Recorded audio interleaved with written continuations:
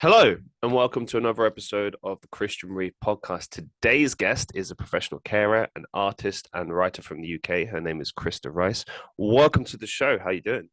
Hey, I'm good, thank you. How are you?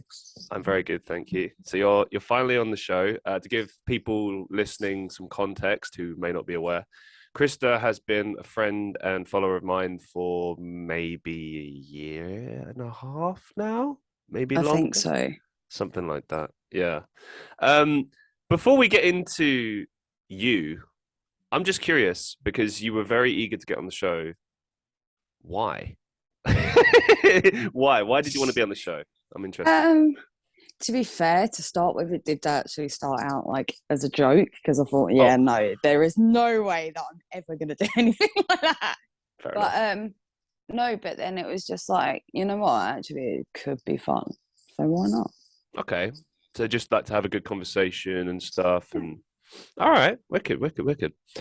So there's normally, everyone knows that I do a lot of research on my guests, and I've got like a certain way that I go about this. And there's a lot of different directions that we can go today, and I'm going to try and cover them all. So I'm going to start today with your artwork. How did you get into art, and who are your sources of inspiration? Oh, so obviously I've done art at school. Didn't take it as a GCSE because I was told not to. I Whoa, what do you mean? Well, I was told not to because I have friends in older years and they had taken art and they were like, don't bother. There is absolutely no point. So I didn't bother, but I've always enjoyed drawing. I think it's something that like you can like really focus on. And but it's always that like better steps always to like improve yourself as Mm, well. yeah, I get that. I get that. There's a lot of things that I like in life too that have a similar concept, like skateboarding. I think I've said this before. Like I used to do skateboarding years ago, and I always liked the concept of how it taught you a lot about life, as far as like simple stuff like never giving up, but also things like how trying a different technique or slightly tweaking something can have like really really different results.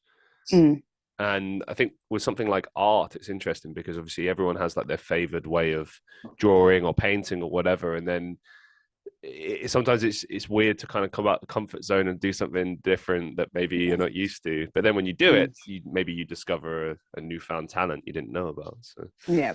but I got to push you a little bit on this. Like, did your friends not say anything? Because I remember GCSE art at my school. I didn't take it, but I remember seeing people do it and complain about it, and it sounded awful. Like the key thing that I remember was two things. One, there was a kid that I knew who was an amazing artist. Like if he's not drawing for anime now, it's a crime because he was amazing then. I can only imagine how good he is now. Mm, So he used to say that they would try to force him to do stuff that he wouldn't normally do. Like he wasn't interested in doing that kind of artwork. But obviously, that was kind of part of the, I suppose, the degree, which not degree, sorry, the lesson, which kind of, in a way, I kind of understood. It's difficult to do a subject like that where, while it is purely creative and but it's not the same as like something like maths. Like maths, you've got like a clear set of questions or whatever that you need to study for, or equations or whatever, and you complete them and you get a score, and then that's it, right? mm, With art, the thing that I never understood is like it's all subjective. So when you're yeah. judging someone else's work, um, to what extent can you really say that something is like crap or good? Like, do you know what I mean? Like, Yeah. and I get like maybe the way they structured it would be okay. So we want you to do cubism, for example, and then let's say you fucked it up and you just I don't know it didn't look like cubism. Maybe then you could judge them on that, like to the extent to which they've mimicked the artist's work. But then I don't know. To me, that just kind of sounds pointless. Like, okay, you learn different ways of drawing and painting or whatever, but at the same time, you probably never use them again, ever. You know. No. Yeah. So, but anyway, and also that there's apparently like a 3 hour exam that's Yep. just painting or drawing. What? But I don't know. Did your friends say anything about like why it sucks so much and why you should avoid it? Um, because they asked me obviously what sort of art that I do like doing, and I do more portraits than anything. Okay. They aren't, you know, they aren't sort of like, you know, Jackson Pollock here. You know what I mean? Like really, really great. But they did say about how you get given a subject to draw. You're wrong. They are very good. I digress, but They're very good, and I'll make sure to include a link to your stuff down below. She's being very modest. She's a very, very good artist. So yeah, she's all you've made drawings of me, which thank you, and just it blew my mind. There was one, I think the last one that you ever did of me, it actually stunned me. I was like, wow. Let's talk a little bit about that, because you do it on you do it on like a drawing app or a painting app or something, right? Like it's on my iPad. Like how long does that take? What's the process like for that? I think it depends on what I'm doing and how focused I am.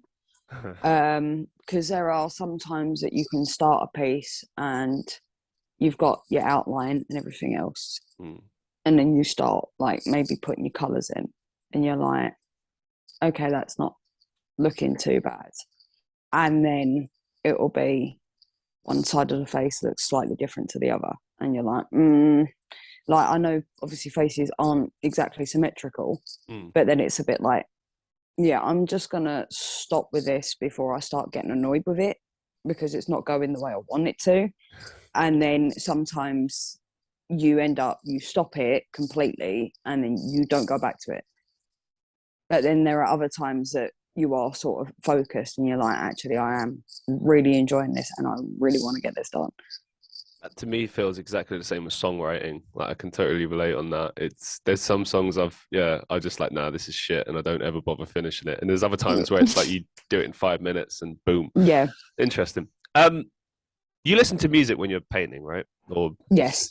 Just any in particular specific music? I think it depends, because I listen to a whole like range and variety of music. So if I stick like my music on shuffle, for instance, and I could literally be listening to a song and I'm like, right, okay, actually, like with this song comes like it's weird, it's like a vision of a form of art. Okay, what do you mean?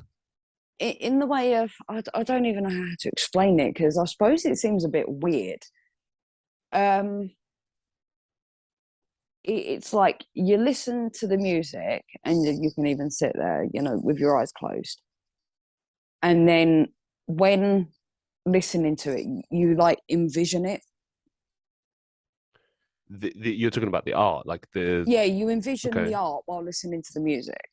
Oh, okay. Yeah, because this is kind of the next question I wanted to ask connecting to this. Because I remember when I was a kid, my mum was an artist, and there were pieces of art hanging around all around the bloody flat, and I loved them. I loved it. I was inspired. She used to take me to all these art galleries and stuff. I think it explains a lot about why I'm now obsessed with art and music and creative things. I think I owe a lot to my mum. So thanks, mum, if you ever see this.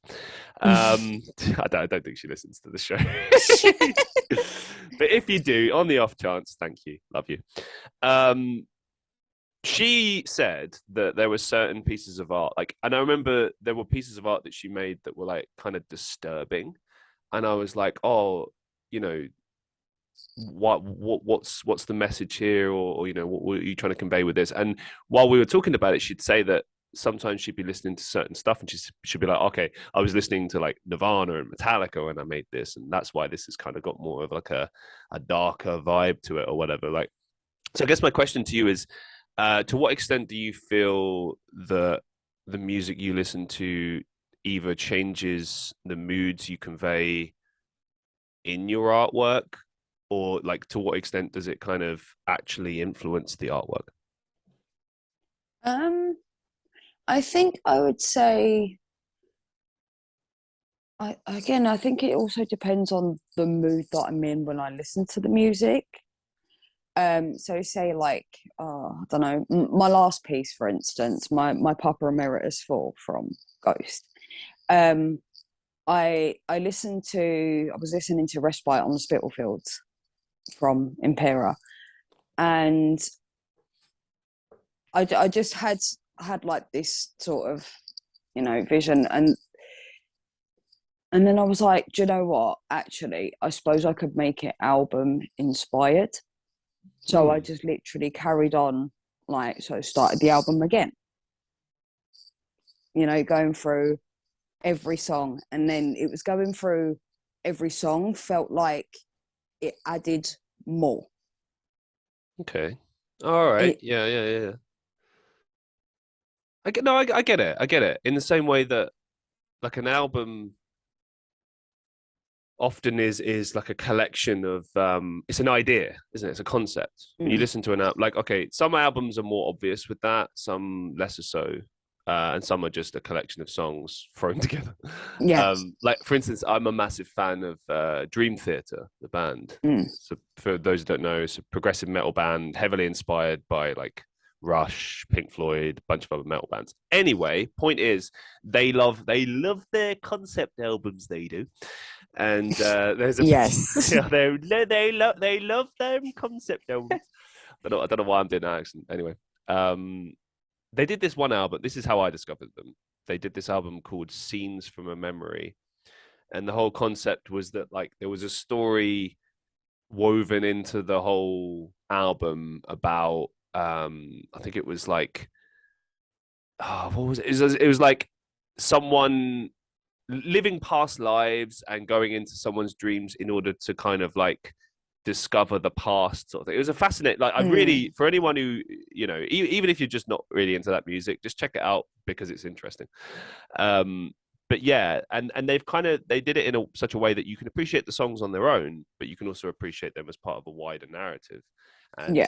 just connecting it back to what we were talking about, like I suppose in a way, when you're sitting down creating art and you're listening to all those different songs, and as you say, they hit different points, don't they? So like maybe one song is particularly violent, and so there's like shades of red or whatever on the artwork, and then you get more a happier place, and maybe it's shades of blue. I don't know. I'm simplifying this. I'm sure it's a lot more complex than that. I don't know what I'm talking about. Yeah, okay. I don't know what I'm talking about. I'm just is it like that? I don't know. Talk to me. I suppose so. Say for instance, again, using my last piece as an example, like I had again, it was the idea of like Papa Emeritus for like just being Papa, and Papa. again, it was Respite on the Spitalfields really gave me like the inspiration for it, and like once I'd finished like the main part of it then come back to like it was when doing the background, and honestly that is like my favorite bit about that, because again listening to different songs gave me like different things to add. So I'm pretty sure it was Hunter's Moon gave me the idea to put the big glowing moon behind him, and then the fog around I'm pretty sure was inspired by Darkness from the Heart of My Love. The rain was spillways.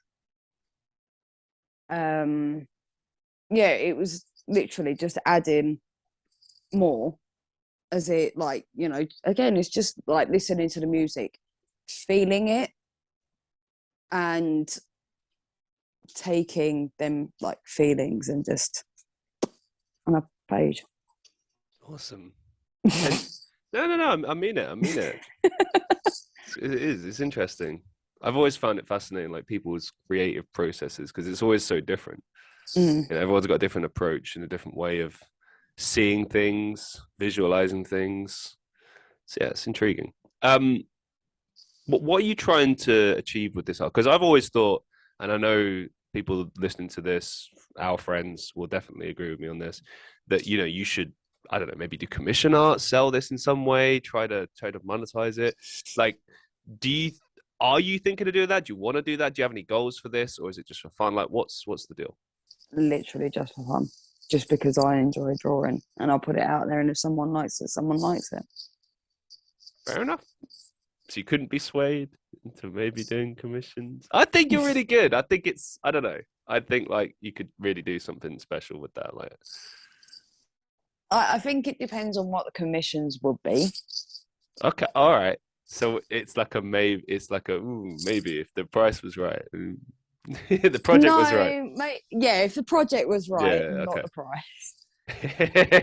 price. That's cool, man. I think it's always more important to be more concerned with the projects as opposed to the money, you know. Yeah, because you have to be happy with what you're putting out. Let's flip to your writing. So, how did you get into writing, and what inspires your work? Again, it's very sort of music driven. Okay, interesting. Like you can, again, it's that whole listening to a piece of music and then you sort of, I don't know, I feel the way that I process it is via what it makes me feel, what that piece of music makes me feel, because I feel like I'm a very like sort of emotional person. Oh my god, my dog's just going mad now. Your Why? Because your dog disagrees. My dog agrees. My dog agrees there's probably someone entering the building. Oh my god. Right, bear with me like 2 seconds. See, I love distractions like this. Go and have a look at the door. There's no one there. Shush. Please. Please. It would just be like a squirrel or some shit. Or just like more than likely. If not, she's just heard a car pull up. That's it. Honestly, my dog is an absolute nightmare. I love it. But yeah, so going back to that, I'm quite an emotional person when it comes to it. I'm very like emotional driven in like the way that things make me feel, whether it be like, I don't know, again, listening to a piece of music, how do I feel when I listen to this piece of music? But with the feelings come again like different ideas. And I also think it depends on, I don't know, because I'm a person that does get obsessed with things quite easily. I'm like a very like, you know, attachable, like a limpet. But I don't know. It's just sometimes it's like putting into words how, I suppose, how you feel or what something makes you feel. I think it's odd because I don't really talk about this sort of stuff. So to vocalize it is a little bit. I don't know how to put it into words because again, it's very emotional driven. So it's very feeling driven. No, I get what you mean. I think sometimes there aren't words to explain it. It's like it's just as you say, it feeling and emotion. Yeah, you convey it. Sometimes it be like it is because it do. Yeah, indeedly doodly. Okay, Ned Flanders, what the fuck? Yeah, and same question as before. You know, what's kind of like your process and approach to writing? Like, do you have like a particular method? Talk to us about that. Again, it's that whole I can start something and like never finish because I'll start something and it'll be like, okay, so I'll start off maybe with like, oh, this will be like a short story, and then it's like, no, okay, we can push a little bit further with this, and then I'll get like a little bit further, and then it's like, yeah, no, I don't know how to like segue into like this next bit, or I'll have like a beginning and an end but not a middle. Like I know how the beginning starts, I know what I want in the end as the outcome, but I don't know how to get there.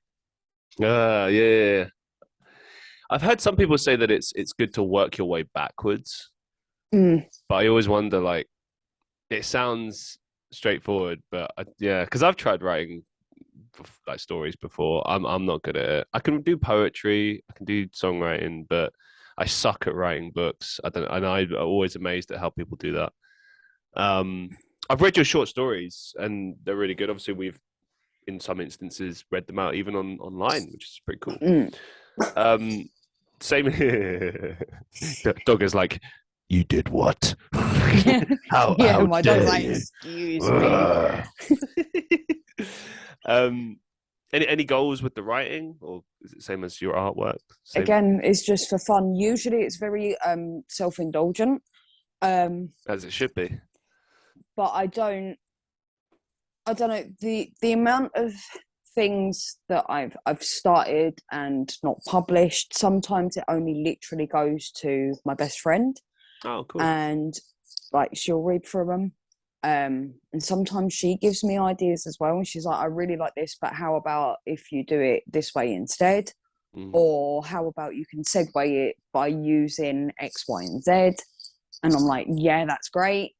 But yeah, no, most of the time it is like, I'll send it to her and I'll be like, read this, what do you think? And she'll be like, oh, that's that's really good, or that's really cute. I'm not too sure on that one. Because there are like different themes that I do like to touch upon. Some of them I wouldn't say okay, maybe some of them are a little bit taboo, but not PG. No, definitely not PG. That's for sure. I was gonna say some of them. Like I remember you were like, "Oh, read some of mine on the live stream," and I looked at some of them and I was just like, "I can't read this." Some of them are. I was like, I'll just get crucified for this. Yes, literally. And it was really good. Don't get me wrong, but it's just like I can't read this. And you're like, oh, okay. No, but we'll pretend that we never saw that one.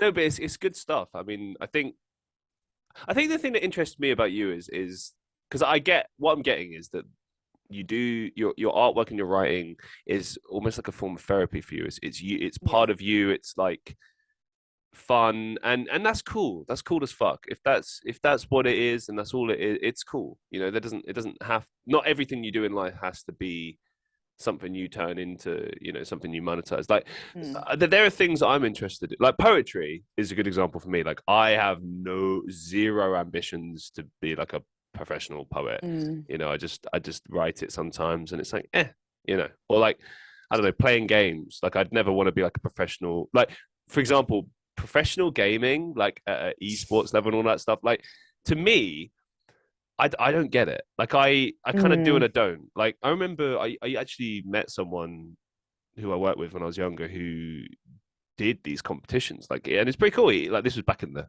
COD 4 days, OG days, Xbox 360. Where my posse at?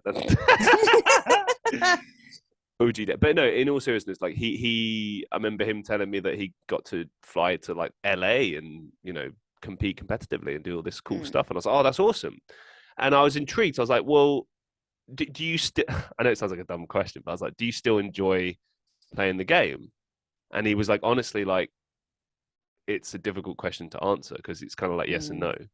Like, yes, in the sense that he enjoys the competitive nature in it, but no, in the sense that like just playing for fun is not really something he could do. Like the fun is kind of sucked out of it. And I think that's always the danger when you try to monetize things. Like I've had to kind of rein things back a little bit myself. Like obviously, you know, my frustrations with everything I do online and stuff. And while my goal is to be like a professional actor, that's what I want to do. That's my goal in life.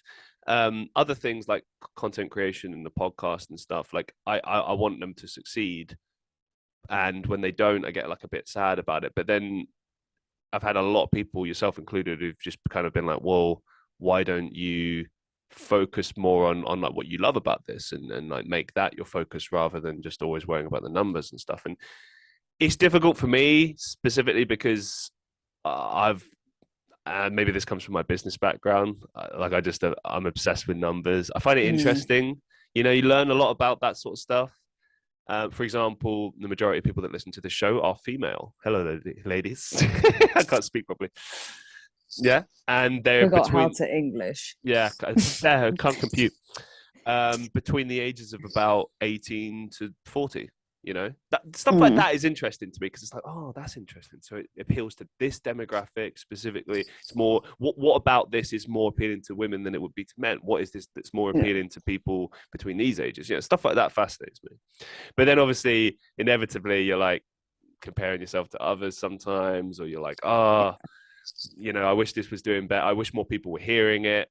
That's always my bigger thing, is I Mm, wish that more people would hear the show, because I think that the conversations, and all right, fair enough, this is just my opinion, but I always come away from this show every time feeling like I've gained something, I've learned something, I've enjoyed a conversation I've had with mm, someone, that's how I feel. yeah.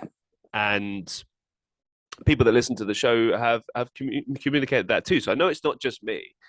Mm, But to get back to the point, like it's difficult sometimes to to not focus on that number stuff, and to lose sight of the fact that, like, why did I want to do a podcast initially? Because I just wanted to. Which brings me to my next point. I actually wanted to initially do a wrestling podcast, but and I have done since. yeah. I appeared on someone's show, a few episodes. Shout out to Kai Guy and Against the Map Wrestling Podcast. And I quickly realized that my concern about it ultimately led to my ability to not do it, which is that there's so much wrestling out there. There's so much. It's just impossible to keep up with all of it. So what do you have to do? You have to choose. And a lot of people do that. But if you're doing a wrestling podcast in the sea of other wrestling podcasts that are out there, it's very difficult to differentiate yourself. And a lot Mm, of people do the whole watching wrestling on a regular basis, blah, blah, blah. Point is, I couldn't do that on a regular basis. So I was like, okay, well, at least I can say I've ticked that box and I tried. Even now, I'm not really keeping up with wrestling. I kind of jump in and out, dip in and yeah. out. You're a wrestling fan. I am indeed. So am I. And we've spoken about it often, and it's quite funny because no one else in our friend group is a wrestling fan. So sometimes they have no fucking idea what we're talking about, but we could talk for hours about this shit. So for anyone listening now, they're like, oh, no, not wrestling again. God, let's go talk about wrestling. No. Yeah, I'm going to talk about wrestling, guys. How did you get into wrestling? It was actually my partner, Oh, like cool. properly. So, when I was younger, I watched it sort of like in spits and spurts. How old? My mum and dad, I'd say 6. Oh, wow. Okay, really young. Okay. Yeah, so I watched it sort of in spits and spurts. It wasn't always consistent. Mm. And then obviously, like my mum and dad used to buy like the games and stuff on like PS2, um and obviously enjoyed that. And yeah, it wasn't until I got with Shane that I got like properly into it. Mm. Is he still a big wrestling fan? Not so much anymore. Again, it's that whole like there's so much going on, and Yeah. like we watch like maybe like a couple of matches. Obviously, usually we end up getting like we watch WrestleMania, and like Royal Rumble and stuff like that.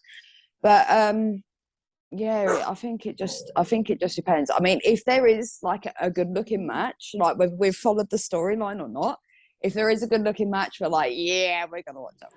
See, I think this is an important point as well, because and there's a lot of conversations out there about modern wrestling and how it compares to, say, the Attitude Era or the Golden Era, or whatever the case may be. Different eras in professional wrestling. Yeah. And I'm the same as you. WrestleMania season. So for those who don't know, the WWE, the biggest wrestling company in the world, basically operates what they call WrestleMania season between January to April time. So that covers a span of 4 months. The first pay-per-view is the Royal Rumble, which is a really awesome concept, where basically 30 men and 30 women get into a ring and throw each other over the top rope. And it's quite fun. And you get a lot of people entering those matches that maybe you haven't seen in many years. You get people debuting, you get all sorts of crazy antics, and it's always different. And it's just a breath of fresh air amongst the other wrestling stuff that they do. The reason it's called WrestleMania season is because it's all building up to WrestleMania, the biggest show in professional wrestling, kind of considered the Super Bowl of professional wrestling.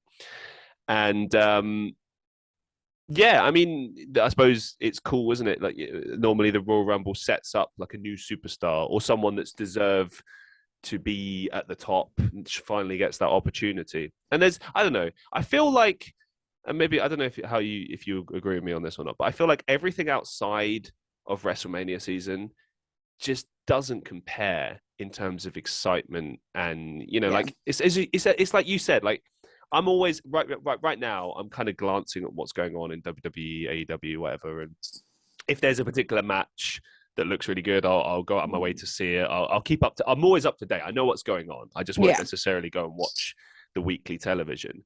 But this kind of brings me back to like the initial point about how wrestling has changed. Like back in the day, Raw and SmackDown for WWE or TNA or whatever, that was like must-see television, and you wanted to watch it every single week. And these days, I got to be honest, like there is, don't get me wrong, there is good television and there's good moments, but I feel like a lot of it's a slog. Like Raw is like 3 hours long, and like when you've got work and a career and responsibilities. I mean, for example, let's say you wanted to watch AEW and WWE in its entirety.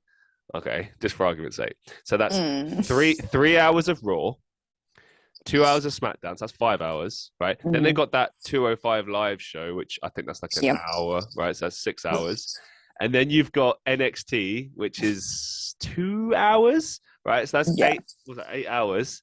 And then, fuck me. So that's 8 hours of television just for WWE. And then AEW, 2 hours of Dynamite. Then you've got, was it Rampage? That's 3 hours. Which, okay, fair enough. 3 hours of main television to catch up with. That's not too bad. It's, but then there's like AEW Dark, AEW Dark Elevation, which I don't think there's any point watching those shows. They're YouTube shows. They do have like storylines and stuff occasionally, but mostly it's just a bunch of dark matches, filler matches, so squash matches. So for those who don't know the lingo, basically, squash matches are like, imagine I come into a ring and I just beat a guy up for 30 seconds and pin him. That's it. And there's no story, and it's not really interesting. I mean, it's supposed to be like, oh wow, look at this behemoth destroying this guy, but actually, it's just kind of disappointing. And I think the biggest thing it made me realize is that without story, wrestling is really boring. Because like a lot of people will disagree with me on this and say, oh well, Christian, wrestling's changed. You haven't moved with the times. It's just a much more athletic thing right now. But the thing is that, look, wrestling is entertainment.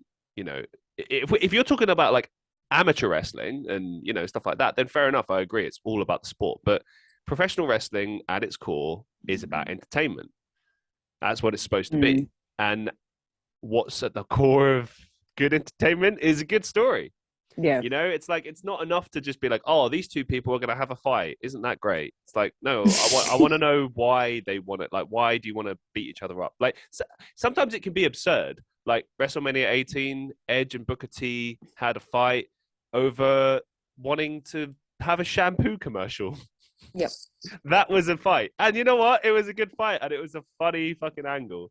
And then you have other things where, like, I don't know, people are like blood brothers and it turns bitter and ugly and it plays out over a long period of time, or sometimes you get shoot stuff. Like, I don't know if you've been paying attention to what's going on in AEW right now, but there's this whole ruckus where CM Punk was involved in a fight situation with Kenny Omega and the Young Bucks, and it's all just a bit crazy. and there's people going, oh, it's a work, it's got to be a work. And but basically they all got suspended, and it's looking like maybe none of them will return. But if we know anything about wrestling, it's that these situations often get turned into money. It will be used in matches later down the line. If it doesn't, I think it's the biggest wasted opportunity of all time.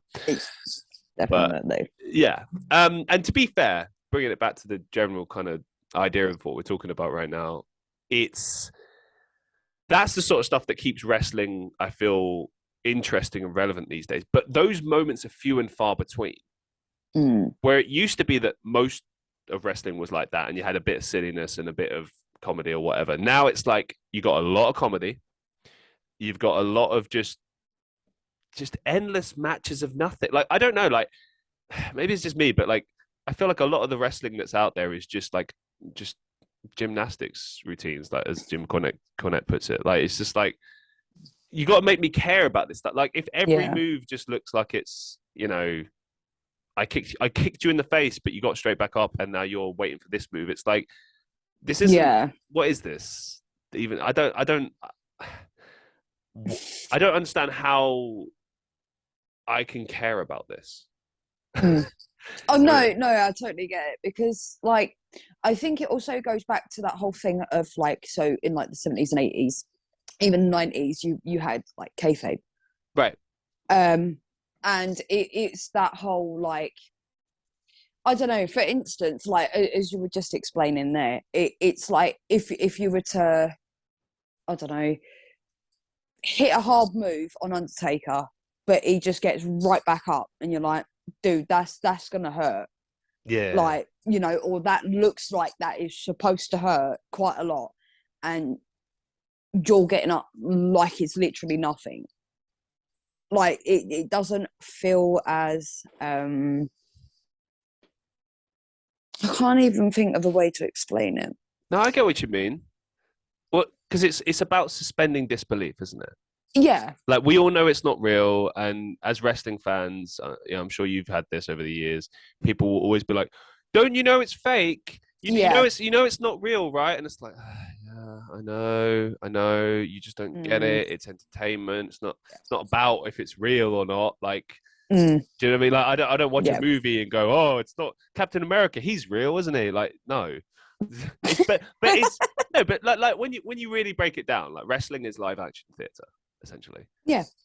You know what I mean? Literally what it is, of just like people beating each other up. And to be fair, I don't think wrestling does itself any favors, because wrestling often people in the industry will refer to it as a sport, and it's like it's not really though, is it? It's so I think, okay, and this is controversial. When Vince McMahon started coining the phrase sports entertainment and calling it sports entertainment, I think that's spot on, because it's like Jim Cornette says, wrestling is dead. Like wrestling still exists in the sense, like it's still there, it's still pro wrestling, but it's not wrestling like how it used to be. Because part of the whole point of professional wrestling was that you didn't know it was a work. Yeah. You know what I mean? You weren't aware, or if you were aware, only a subsection of people were aware. Now everyone's in on it. It's like, okay, fine. And things have to change, don't get me wrong. But there's little things you can do. Like, for example, and I think this has been done really well, Roman Reigns right now, you'll see he's pretty much always in character now, which is really good. Like if he's at a press conference, he'll just be his moody self. Do you know what I mean? And he kind of blurred the lines a little bit when he was on the Logan Paul podcast. He kind of came out of character. He does come out of character every once in a while. But I guess my point with this is that it's better, like ideally you want to be like an MJF where you're just in character all the time. You're just an arsehole at signings and stuff. And see, that's great. Everyone, it's got it, and here's the great thing about MJF, right? It's gotten to the point where people are not actually sure if he's an arsehole or not. Like, and that's brilliant, because it's like everyone's like, oh no, he's great, it's great. It's just like really, really good. Like commitment to kayfabe, and it's like, no, he might actually be an arsehole. Like that's actually him. But that's great. That's the magic of wrestling. That's what it should be. Yeah.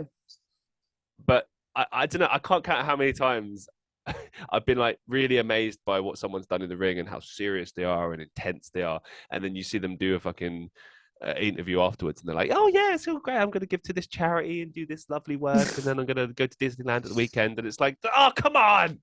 You're like, supposed to be a heel, goddammit.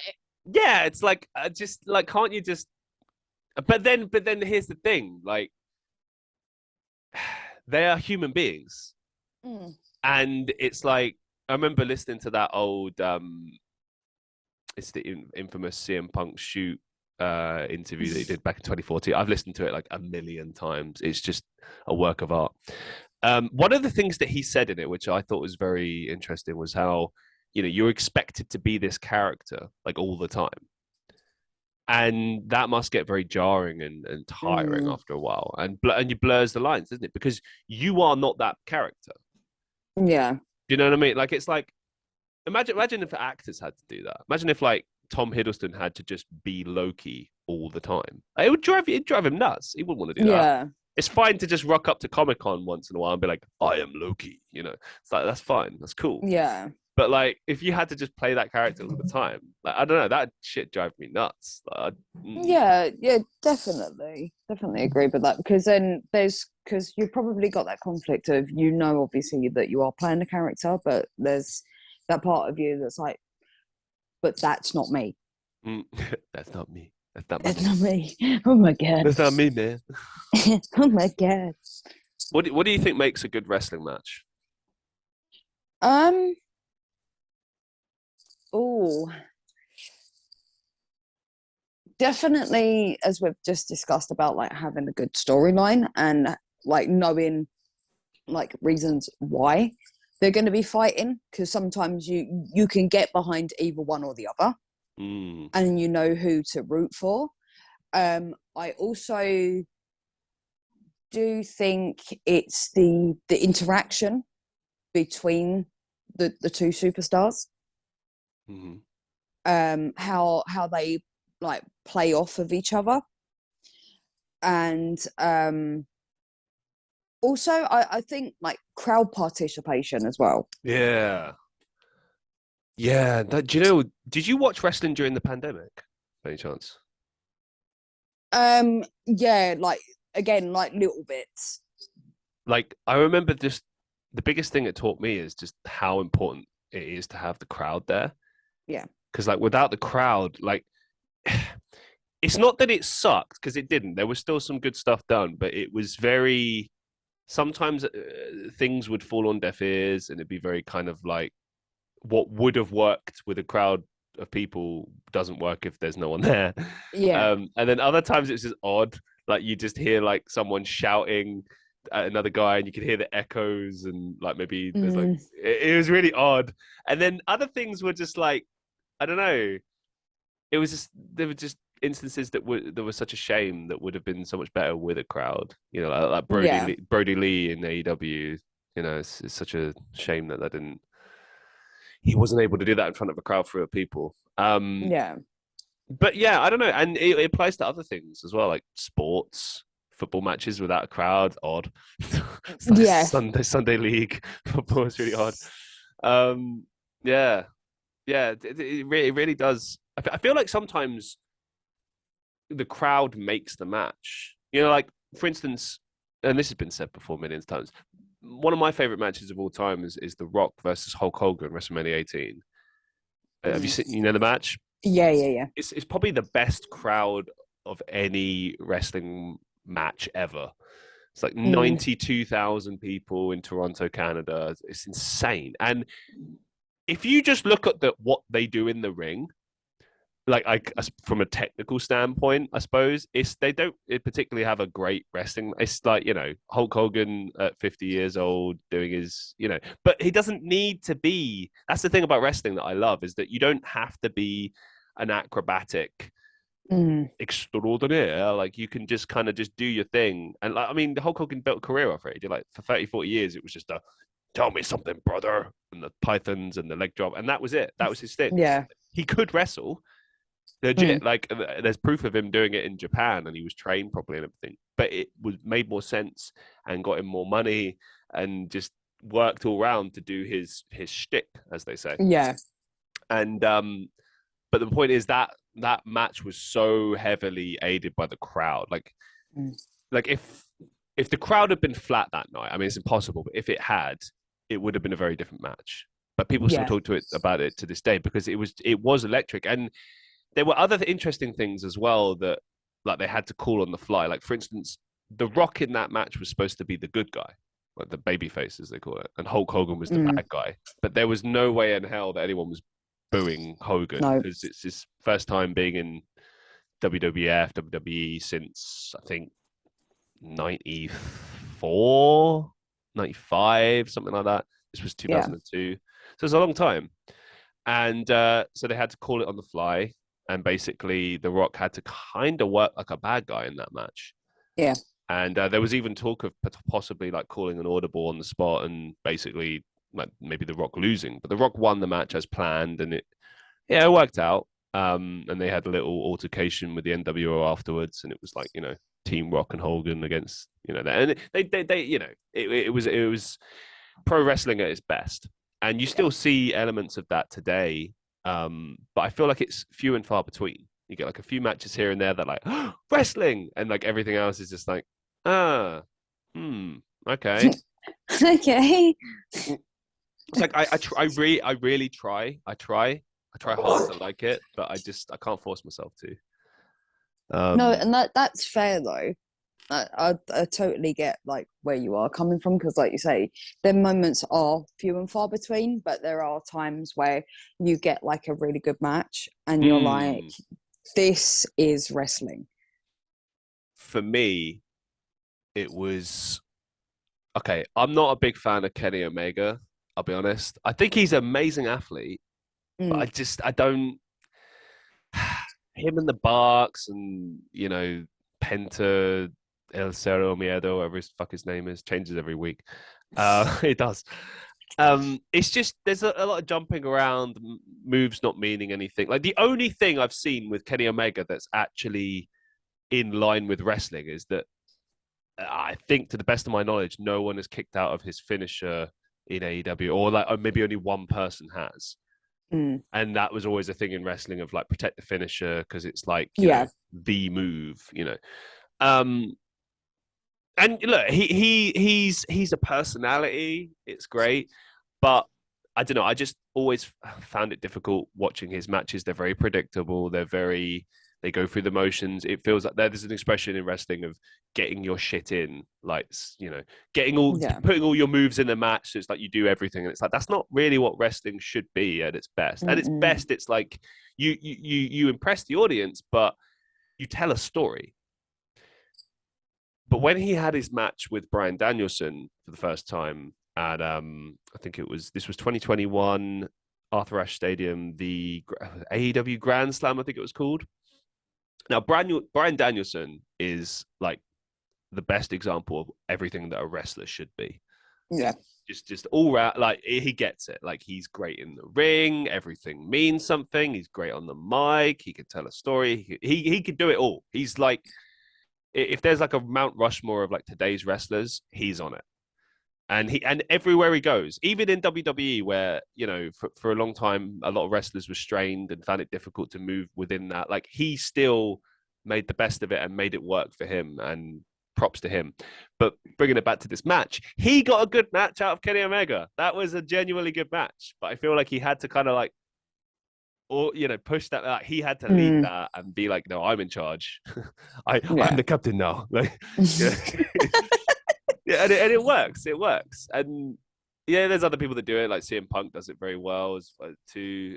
It's like the old guard. I worry that there's not many guys like that around, and girls around like that anymore. It's always people of a certain generation. Like if you want to talk about the women, Serena Deeb is a good example of a woman who gets it. But yeah, I feel like modern wrestlers these days, there's a few here and there. Austin Theory, he's exciting. I'm sorry, Rex Steiner. He's a Steiner. Come on. That's it. That's the biggest crock of shit I've ever seen. There's a few things that annoy me. Okay, so Rex Steiner.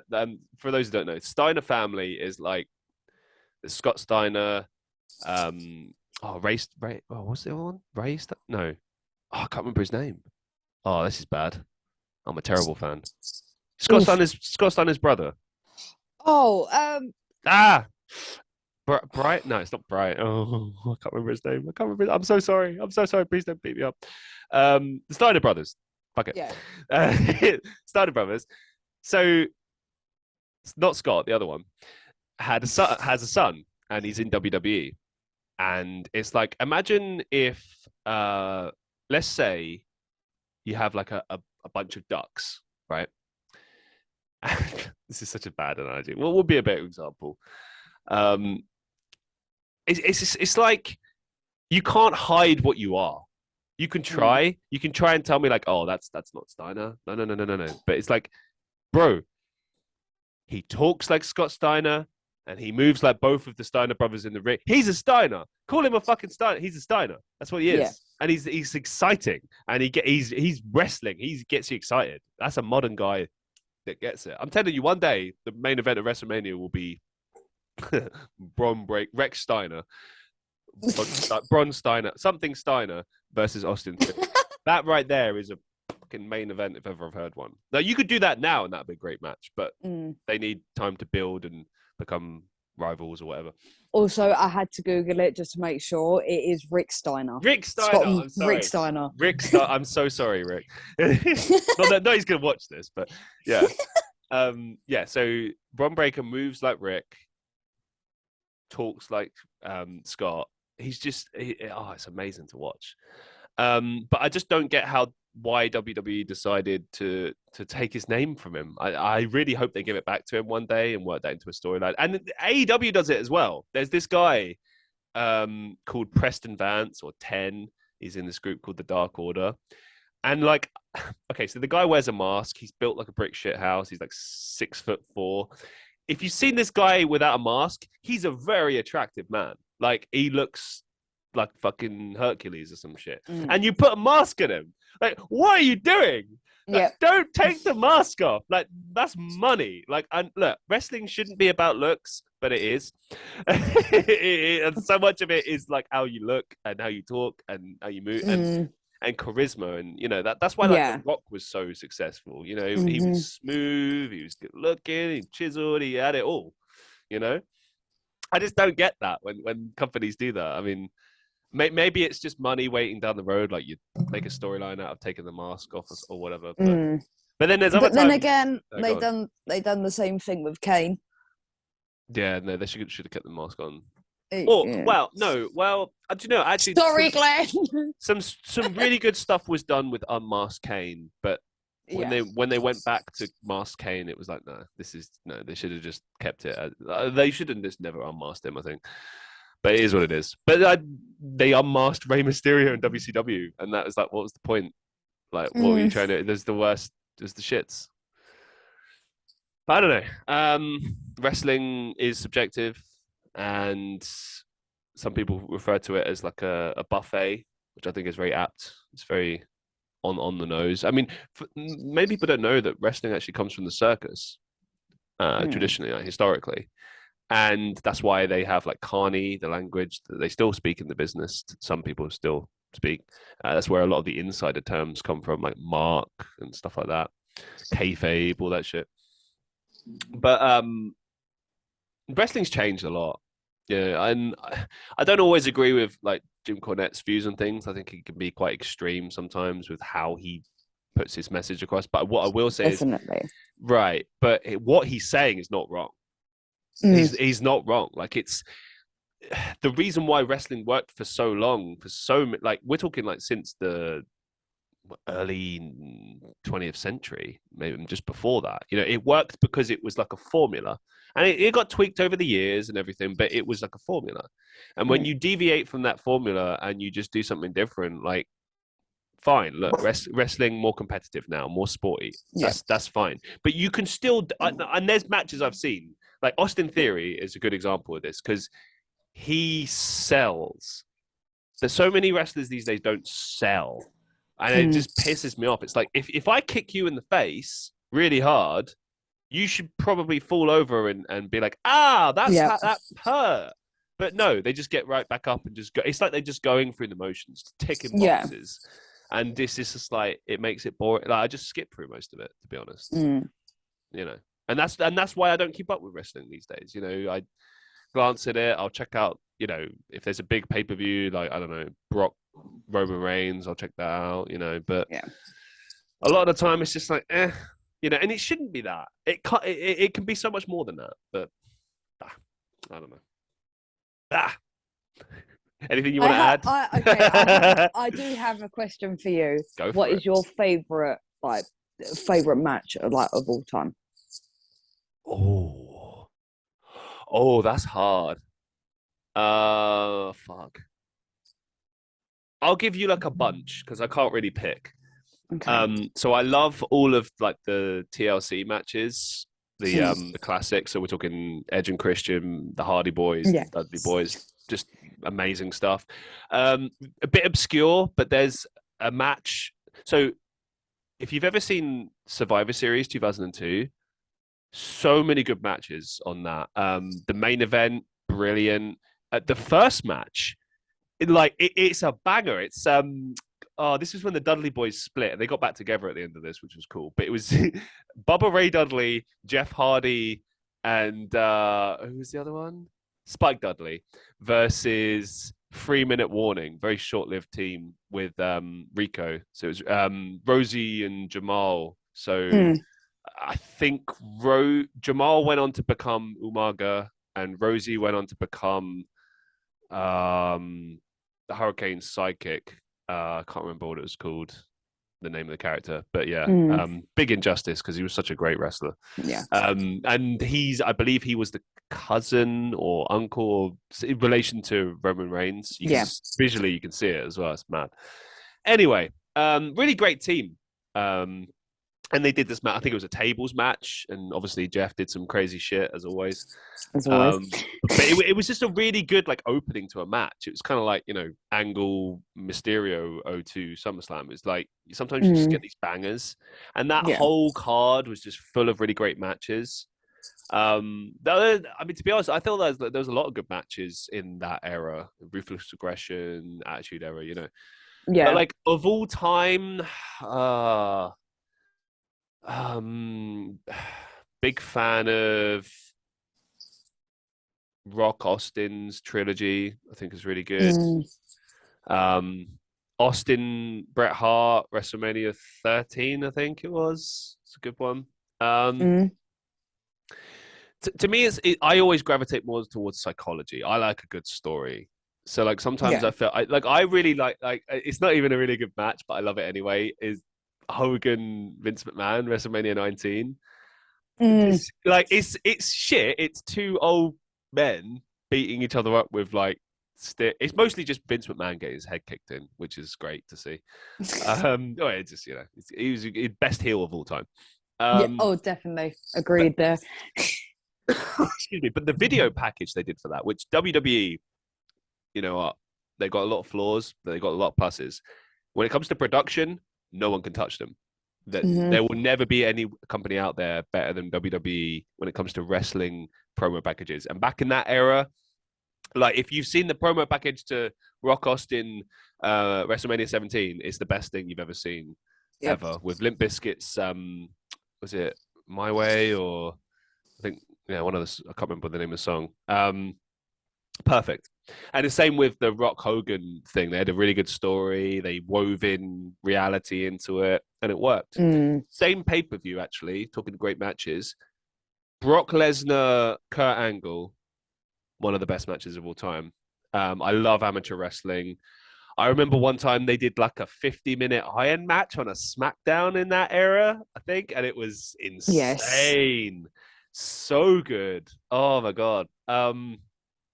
Gosh, I could go all day about this. I don't know. How about you? Favorite matches? Matches. To be fair, I will say Jeff Hardy and Undertaker. I can't remember. What match. I'm pretty sure it was a ladders match. It was an episode of Raw in like 02. I remember it well. Yeah. Yeah. That one, I don't know. I think it's just the resiliency of Jeff Hardy. You know what's really good about that match as well, just talking about psychology, it wasn't just because Jeff, obviously, he won everyone over for just being a fucking crazy madman daredevil. Yep. But that match told a good story, as you say, the resiliency. It was, he kept coming back. And I think wasn't it like Undertaker beating him up, and did he like flip Undertaker off or something, or like was like he just kept getting back up? He definitely kept getting back up, and I'm pretty sure Taker got on his Harley, was about to go, and Jeff had the mic and he's like, "Where the fuck do you think you're going? I I'm love not that. done yet." Yeah, it's like that's ballsy. I love that. Oh, there'll never be another one like Jeff Hardy, man. Never. Oh, definitely. Brilliant. The charismatic enigma that is Jeff Hardy. I always just loved his dress sense. Because I've never seen anyone dressed like that. I mean, I don't know. I guess it's kind of like somewhat reminiscent of like cyber goth stuff, but I don't know. Like I've never like he's very unique. Like Yeah. he's always been that way as well. Like he's never been different, and it's just cool, you know. And his artwork and music are just yeah, just an all round very talented human being. So yeah. We could talk about wrestling all day, but we won't. I want to shift things on and move into I suppose this final chapter of this podcast. So we'll talk about your care work. Oof. Oof. Oof. Oof. How did you get into care work? So I think I have been looking for jobs at the time. I'd done childcare, and I'd only done it for 3 months because that experience was not a good experience. How come? I don't want to go into detail on that one. No problem. So yeah, that wasn't a good experience. And thing is, don't get me wrong, I enjoyed looking after the kids. Sure. They were all a lovely bunch of kids. But it just wasn't for me. So I thought, if I've already tried childcare, how about adult care? Okay. And literally ended up my first care job was dementia care. So one thing I'm intrigued by is how come you weren't completely put off by your care experience? Because I would imagine that while because it's different, it's completely different styles of care. Like there's different needs, different expectations, different approach, etc. Did you kind of think like, oh, I'll give this a try because maybe it'll be different, or like there were aspects that I liked with the childcare, maybe they can be applied. Like, what was the thought process behind that? I think it was somewhat to do with like enjoying looking after someone. Okay. If that makes sense.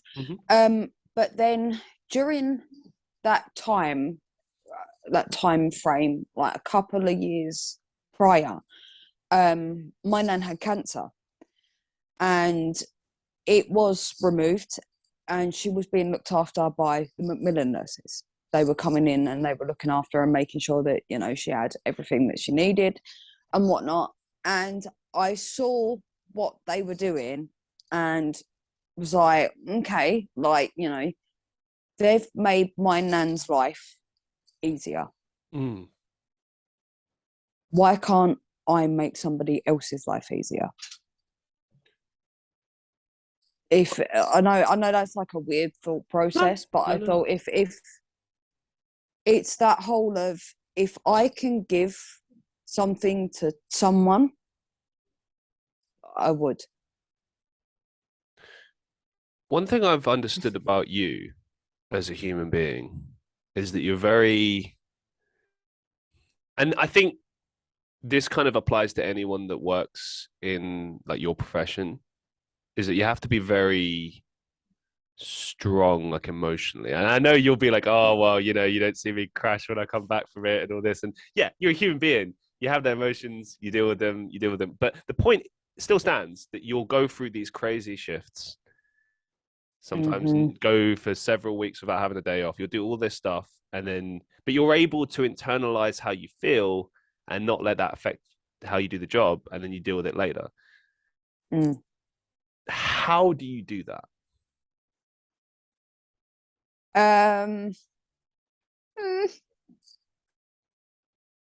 Because it's Like amazing. what? How do like I regulate my feelings?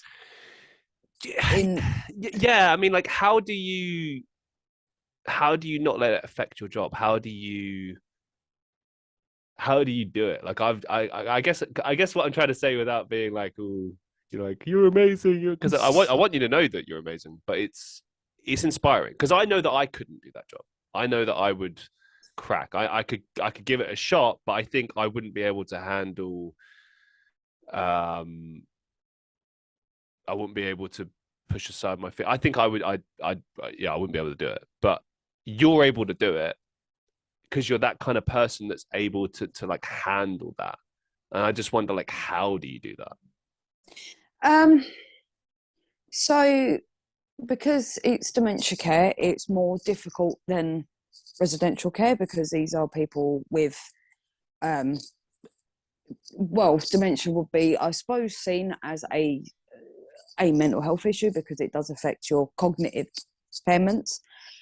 It is a cognitive impairment, and yes, sometimes shifts are hard. They are crazy, and sometimes you do feel like you haven't done anything to the best of your ability. But there are some times where someone might look at you and smile and say, "Thank you, you've just made my day." Or you might have a laugh and a joke with these people. And sometimes you might not understand exactly where they're coming from with what they're saying because they can't vocalize exactly what they want to say properly. Like it might come up in like I don't know, like a jumble of words that don't make sense, but to them it's a sentence. But you can still gather what they're saying, and then literally again sort of like laugh and joke with them about that. And sometimes it just makes you feel good to put a smile on someone's face to make them feel a little bit better. Because I've had one or two residents come up to me, and bear with me a second, I'm gonna have to try and shut my dog up because it's driving me nuts. Hey, dog, we're having a moment here. Hey dog, I'm trying to explain what I do for other people, and what you do for me is drive me nuts. Can we see the dog? No. Oh, No. oh, you're gonna do us like that? Yes. Oh, so mean. Maybe she Oh. comes back in. All right. Maybe. No, there have been times where sometimes you are having a hard shift. And I had one day someone come up to me, and she was having sort of moments of clarity throughout the day, but it wasn't like consistent. And she wanted to go home, which is sometimes quite a regular thing because I don't understand why they're there. And as I was walking past her, I said her name, and she looked at me, and she sort of looked a bit shocked, and I was like, "Are you all right? Like, what's the matter?" And she was like, and she started crying, and she was like, "Finally, someone recognizes me." And I gave her a cuddle, and it sort of like moved me to tears a bit because it was a bit like she felt like she was in like this sea of people, but nobody recognizes her. That she was alone in a place full of strangers, and she hugged me tight, and she sort of crying into my shoulder, and she said, "I am so glad that I found you and that I recognize who you are." And it was just so like, I'm standing there and I'm like, "Don't cry." I mean, you do have moments like that where something does actually get to you. But most of the time it's just knowing that you can do a little something to help someone else's life be that little bit easier. To make them feel better. They're like, quite recently there was a gentleman. I was sitting there, I was doing all my paperwork and whatnot, and all day he had followed me around throughout the whole day, and I wasn't exactly sure why, but it is what it is. And I was sitting there doing my paperwork, and he grabbed hold of my wrist and started stroking my hand, and he was like, I feel like I need you like a baby. And I looked at him a bit confused, because I was like, okay, like, I don't understand what you're getting at here. And he grabbed me, like, my hand a bit tighter, and he was like, with you I feel safe, I feel protected. And I'm sitting there like, and that is what I do my job for. What do you think are the qualities that a good carer should have? What have you learned? Time, patience, understanding, and the ability to, I don't know how to explain this one, but to, oh my God. I think your dog knows. I'm gonna come here, dog. Oh look, we saw the dog. There you go. Oh, it's beautiful dog. Will you shush, please? See, I could never be mad at the dog for ruining my podcast. I'm kidding, obviously. I've forgotten where we were now. Yeah, time, patience, understanding. I do think selflessness as well, because you're not doing it for you, you're doing it for somebody else. I guess I'm just kind of always intrigued by like how you're able to put yourself to one side and be there so completely for those people. You know, like it kind of fascinates me, to be honest, because I understand that it requires a great deal of empathy and you know, like, you got to go out of your way for these people. And I guess maybe a good question to ask you would be like, what exactly does care work mean to you? I suppose, I feel like, because I'm quite a very like passionate and caring person, I suppose, although sometimes I definitely don't feel like that outside of work. I think it's just being able to, again, it's that whole like being able to give what you'd, I suppose, at the same time, how you want to be treated, if that makes sense.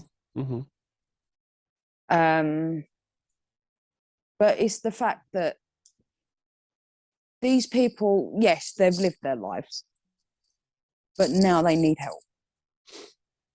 Okay.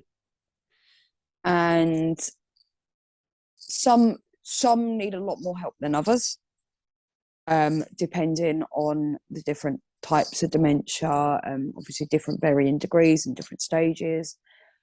And obviously it's not just dementia, there are other like health conditions that sometimes come with it, or just different health conditions, say like osteoporosis, all that sort of stuff.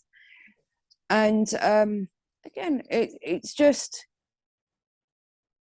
being able to make someone comfortable and happy to live their life. Do you have like on-site therapists or psychologists? No. Do they sometimes come in?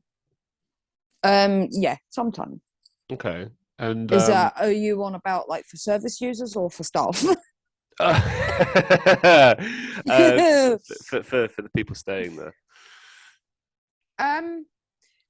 I think sometimes yes, but most of the time it's like dementia services, and they come in and they do assessments, like memory assessments, Okay. and stuff like that, and then from there, all of the assessments will then get given to like the managers and the nurses in charge, and from there they will have to update their care plans if anything needs changing in the way of how we deliver care to these people, because care is individualized to everyone. It's called person-centered care. Mm. So every person you go to, you tailor your approach differently. See, I think the thing that just amazes me, like hearing snippets of what your job is like, is it just kind of, it's always amazed me like how much it must require from you physically, emotionally, Sometimes it everything. is, yeah, sometimes it is definitely physically, emotionally, and mentally draining. And again, there are times where you walk out and you do want to cry because it has been a bit too much. But again, it's always, every day is different. It's never the same. Is that like what keeps you going? Because I wonder sometimes, like sometimes when we've spoken just in general about it, or you've told us, like our little group of friends, like the things you're going through, and I wonder, like, why not try like a different career path? Like, obviously I understand like how much this work means to you, and I think that's a big part of why you keep doing it. But like, is there other things keeping you going? Like, what drives you? What keeps you motivated to do this? Again, I think it's that every day is different. I absolutely love my job. I wouldn't do it if I didn't love it. I also do feel like I'm maybe like a sucker for that sort of torture sometimes. What do you Putting mean? yourself through it. You're a sadist? Especially after like you've really bad days, and it's like I'm like a sucker for the stress. I thrive on stress and chaos. Well, okay, no, but you've touched on something there. No, because sometimes people actually work better under stress, don't they? Do you feel that way? Definitely. Yeah. Again, I love when shifts are easy, and when I say easy, I mean easier, because again, every shift is different. If you're caring for people are unpredictable. Sometimes right. people are hard to deal with. And again, going along with these people are in like unpredictable. Everyone's unpredictable, Sure. from like, I could see someone walking down the street and they could turn around and stab someone. That's unpredictable. I don't know. It's a good point. Yeah. But these people can't help their unpredictability. How do you sort of deal with, because I know you're quite senior, you've been doing this a while, people look to you for advice, support, etc. Mm. How do you navigate around, because there are stories that we hear from time to time of people that, aren't doing the job well, maybe they're not as empathetic as they should be, or sometimes even horrible things like stealing and stuff like that. How do you have you ever dealt with having to sort of discipline someone in that regard, or deal with someone like that, had instances like that, and how did you deal with it? Always report it to your nurse in charge. Okay. It's literally see it, say it, report it. That's always document whatever sort of things you've seen. You never confront the person that's doing it, because obviously it can lead to other things. Like what? In the way of, because you don't know how that person's going to react. Oh, Again, the unpredictability of people. So if I was to see, I don't know, say for instance, I walk into a room and somebody is washing and dressing the service user, and the person either gets a bit too rough, for instance, Okay. Yeah. hits the person. Right. You literally leave the room and you go and tell your nurse. You don't do anything else, because that is literally in our policies and procedures, that we don't confront the person. You have to have like another senior member of staff deal with that. Is that to sort of make sure that the situation doesn't escalate further? Yeah, basically. Okay. Because they wouldn't necessarily react to you because you're not senior. Is that kind of the mentality there, or is it more to protect I don't you? think it's that. I think it is obviously to protect other members of staff, Right. because again, you don't know what this person's going to do, and plus, if they're doing it to a resident and you're standing there with this resident, you don't know how it's going to make them feel. You don't know how it's going to affect that person. Okay. Interesting. I mean, there have been obviously situations in which I have been working with people and people have been a bit too rough, and you do say, what are you doing? Like, you don't need to be like that. These are people. Skin is fragile. Like, you don't need to be that heavy-handed.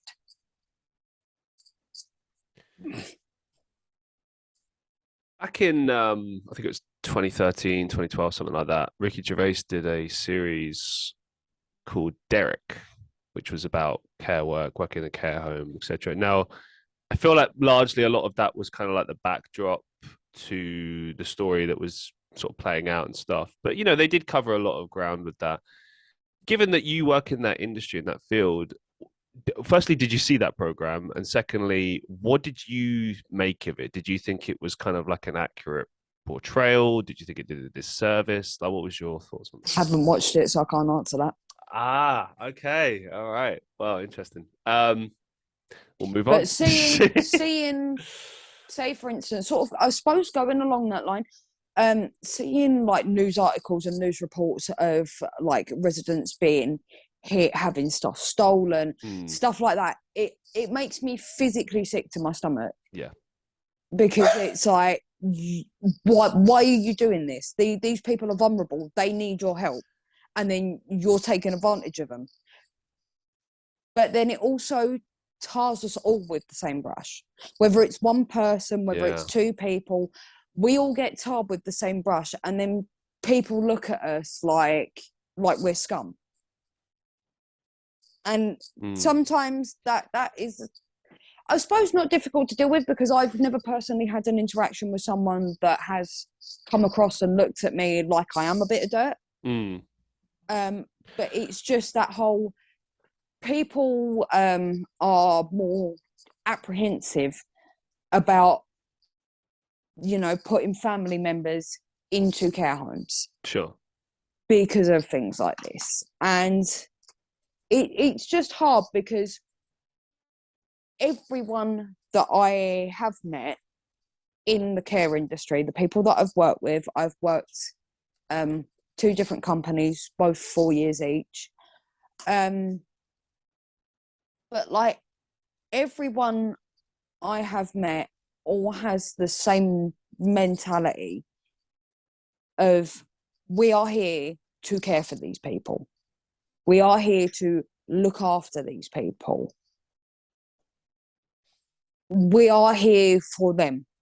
You put yourself aside, we are here for them. And it's a good mentality, because it's like, it doesn't, I don't know, it just sort of, I suppose, makes a team like gel together, because it's not just we're looking after people, we are also looking after each other in the way of like staff. Because you have to be safe, because if you're unsafe, how can you look after someone if you're unsafe? Yeah, I mean, I think it's interesting to me that these horror stories we hear about, like that's that's allowed to happen. Like people get into the industry, and I suppose you could argue that maybe tougher checks need to be in place, background checks, whatever the case may be. Sometimes it's just like these things happen. Obviously, it's unacceptable, but it's like definitely unacceptable. But I feel like yeah. sometimes more care workers do need to speak up, Mm. because I do believe things probably are being seen and not reported, because if I report, they're going to know it's me. And then... Oh, you mean like a fear of like snitching or something? Yeah, Yeah. basically. But that's why you have your whistleblowing policies.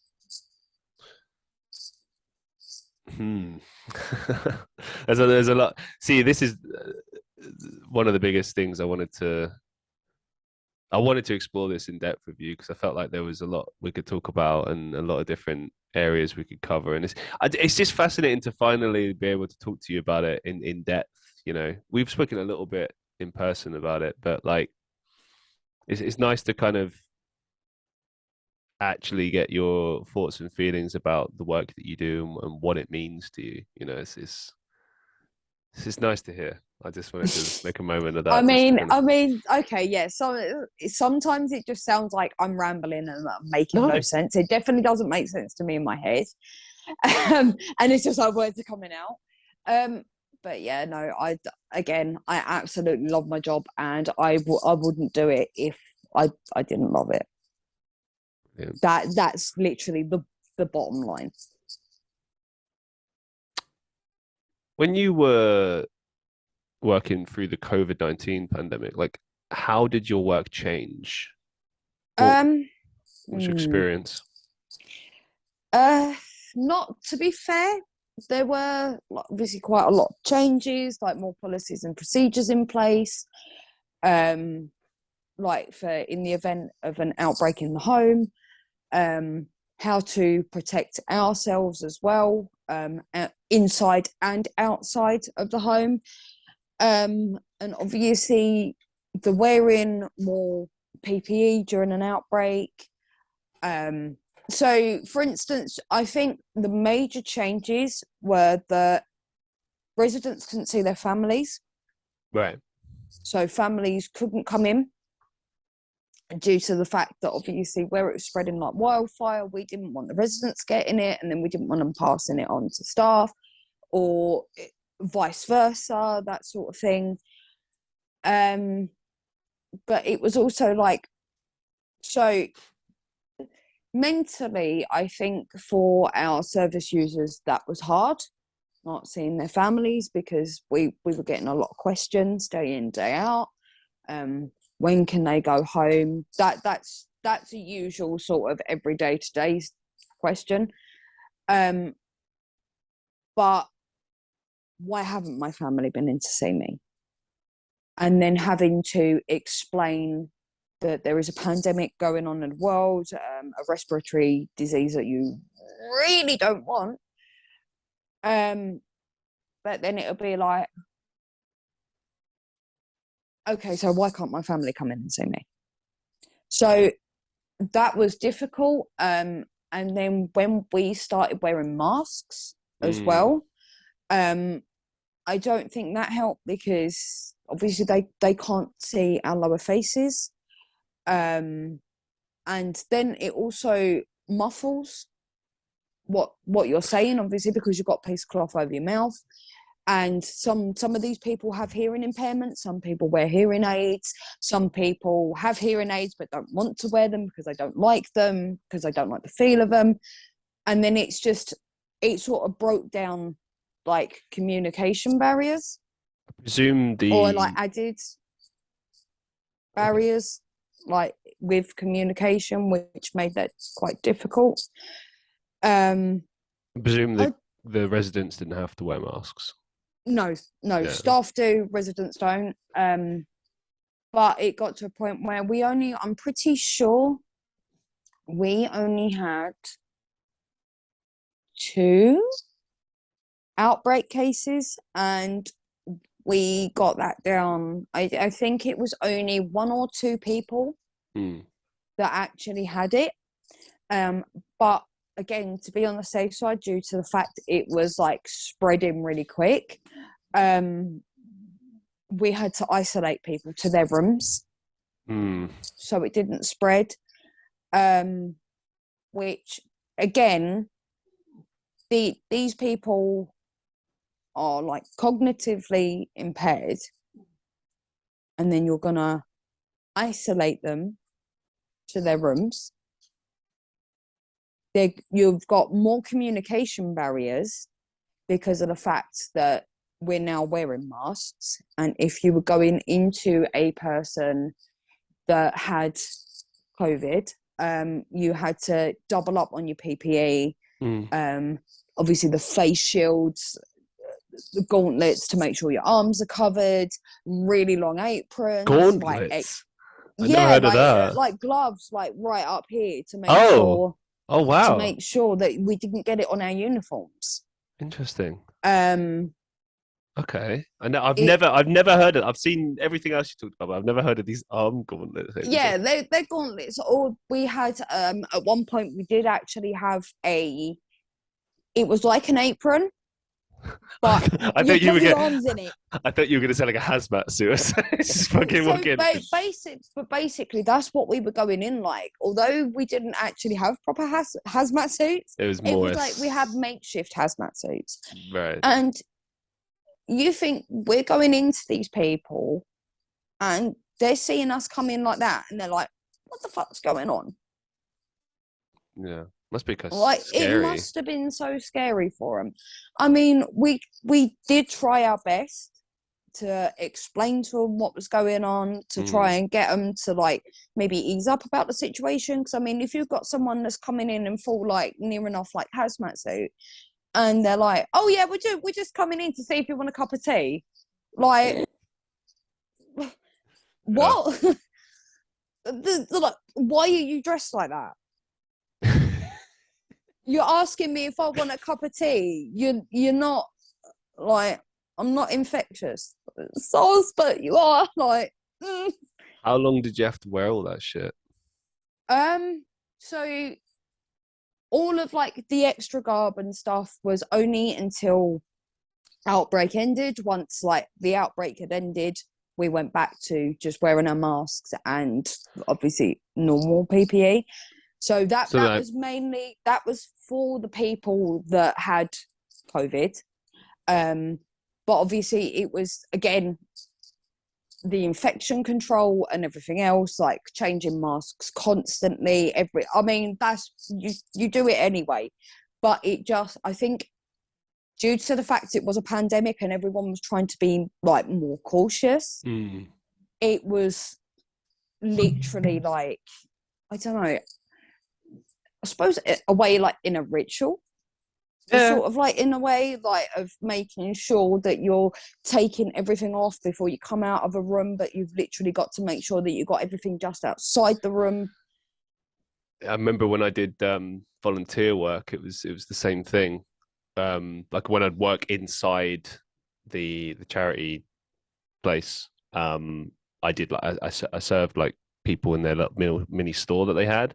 And I was like frequently changing my gloves every like couple of minutes and changing my mask frequently. And like, as you say, it was very ritualistic. It just became like what you do. But it was, I don't know, very frustrating and kind of like almost suffocating in a way. It's weird. Yeah.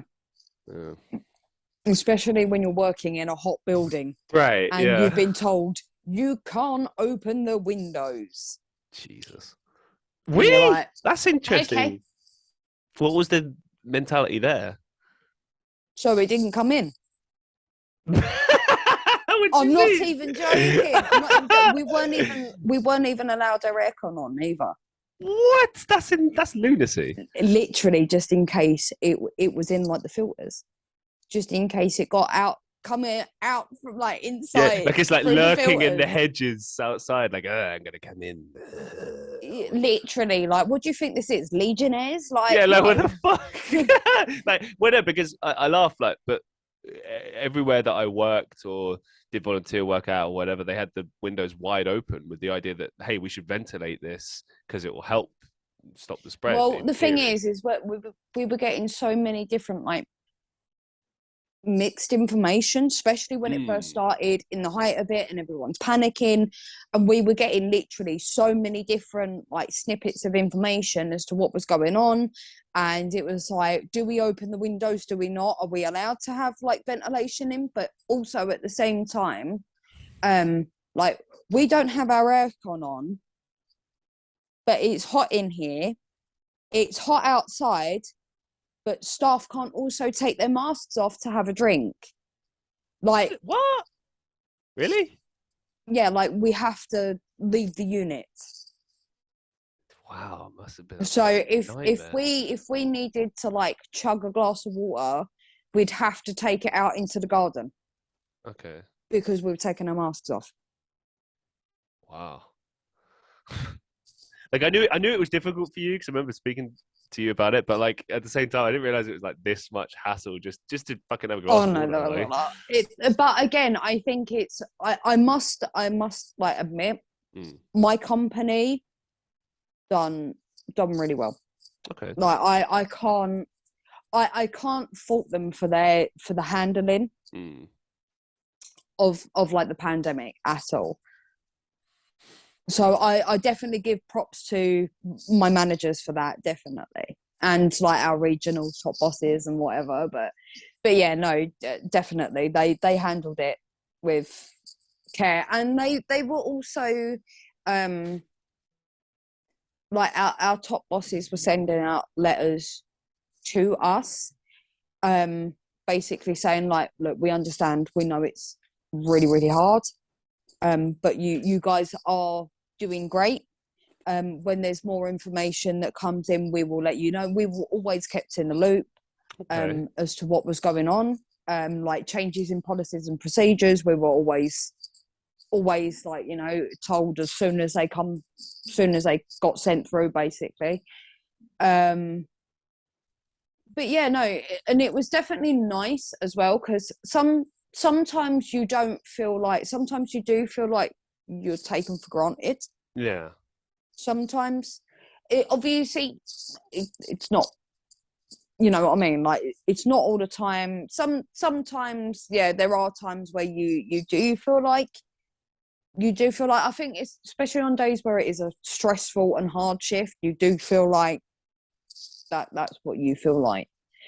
Obviously it might be different for different people, but yeah, it's there are some times where you just do feel like a number.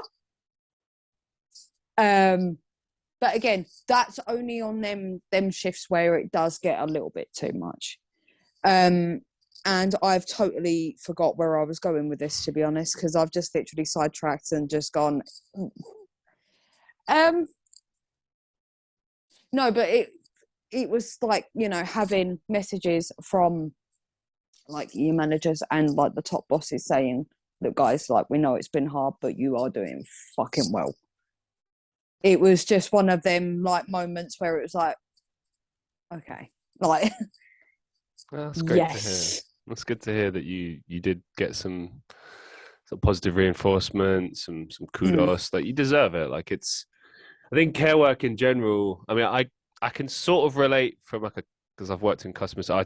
I'm working in customer services now. Obviously, I think your industry requires a hell of a lot more than customer service does. But one thing that they do both share is that they are both hideously underpaid and yet expect so much from you. That's the thing.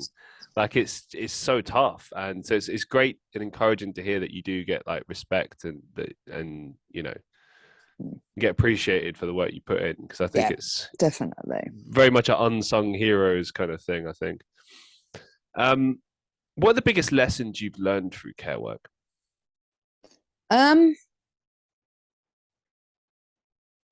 to roll with the punches, take each day as it comes because every day is different. Well put. Yeah, brilliant. What's the best advice you've ever received? The best advice I've ever received, probably from a resident. I was going through quite like a tough time, and I went in to go and, you know, see to this lady, wash and dress her.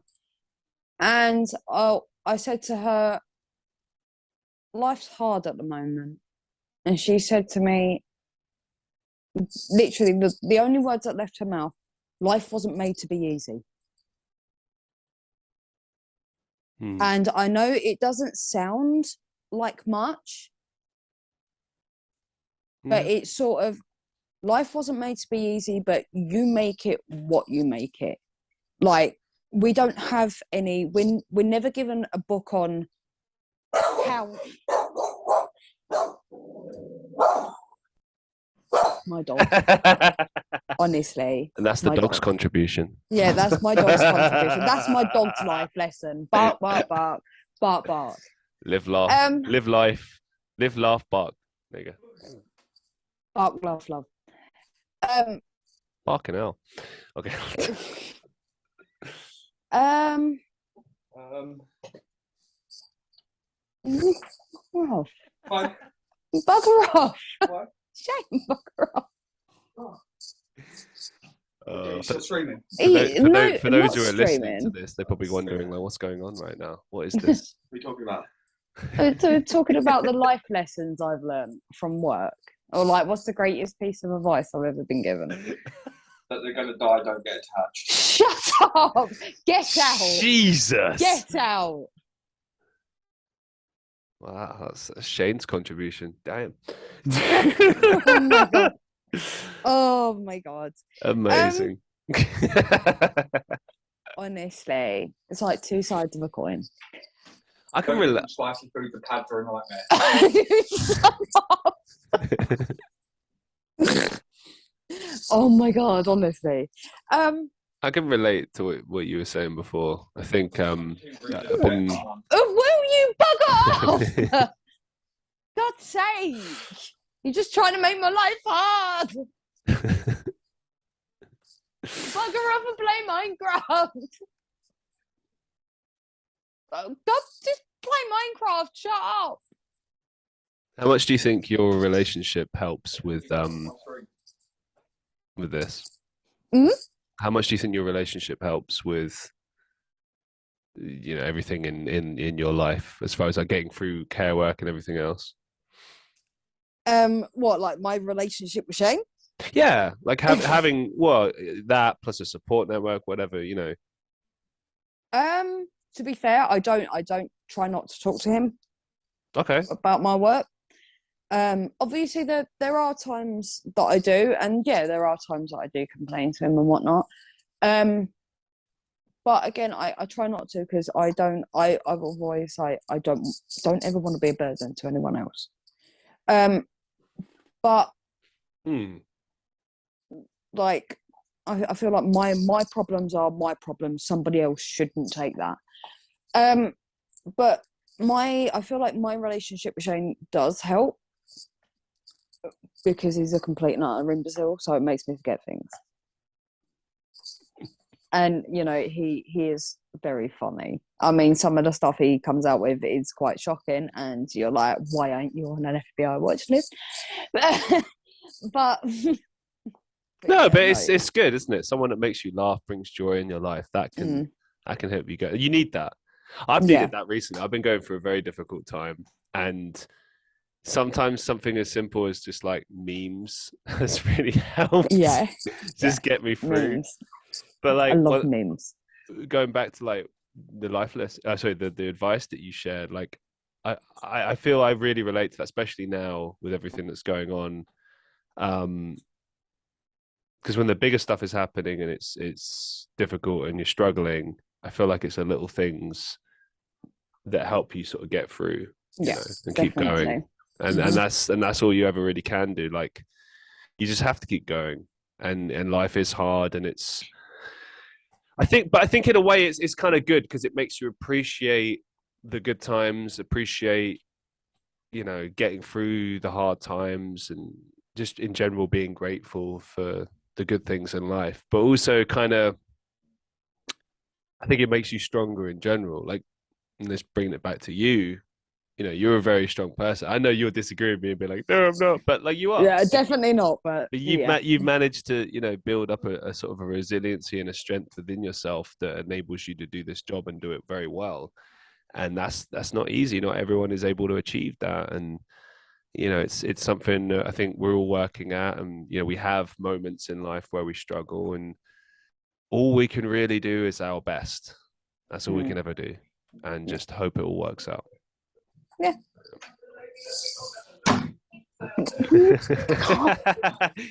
he's determined to just sabotage my show. He is. Thank you so much. What are you even listening to? Got through About how we kick the shit out of the allergies. What can you? Can I just ask a few questions and then we end it? Like, Yeah, is that sure. right? Is that, Yeah. no, not to you. I'm asking Shane. Is it all right if I finish my show? No, he's now buggered off.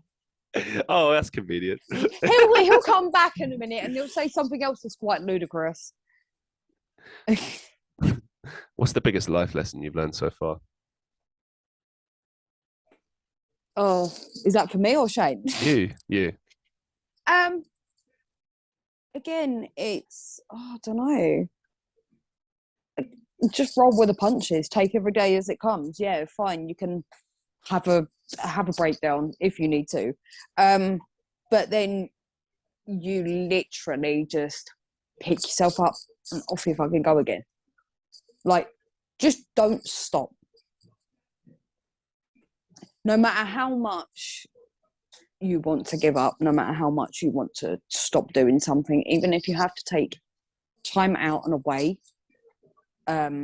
obviously always think about yourself, always think about you and your mental health, your physical health, because nobody else will. Ain't that the truth? Yeah.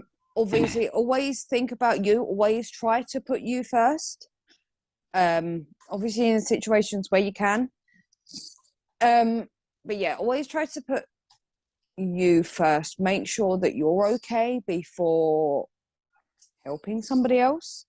But again, it's that whole, if you do need to take time away and if you are going through a tough time, will you just piss off?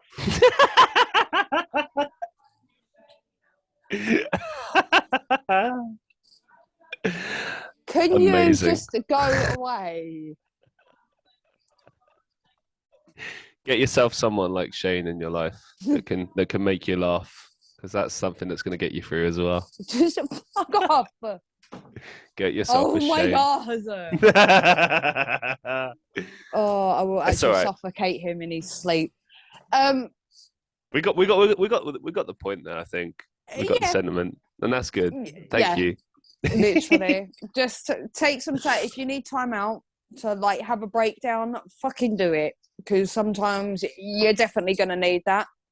But then don't forget to pick yourself back up and go, right, okay, back on it, let's go.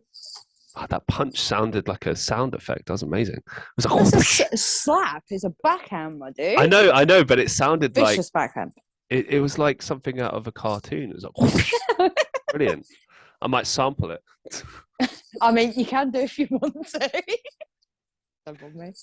All right, as we draw things to a close for today, do you have any upcoming projects or some final thoughts that you'd like to share with our listeners? Upcoming projects, no.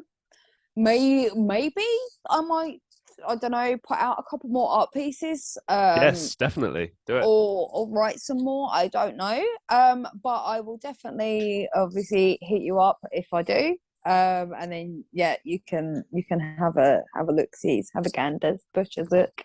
I will. And any final thoughts? It's been fun. It's actually been more relaxing and enjoyable than I thought it would. So I don't know why I was so nervous at the start though. Oh. I told you. Told you. No, it's but like, you know, again, I am like a stress-driven person. That's good. I feel like I've learned a lot more about you actually through this, both as a friend, as a person. It's good. And yeah, no, a massive thank you for being on the show. And yeah, keep being you, man. The world needs more people like you. Thank you for having me. Pleasure. And for all the listeners of the Christian Reeve Podcast, I hope you enjoyed this episode. As always, be safe, be well, and I'll see you in the next one.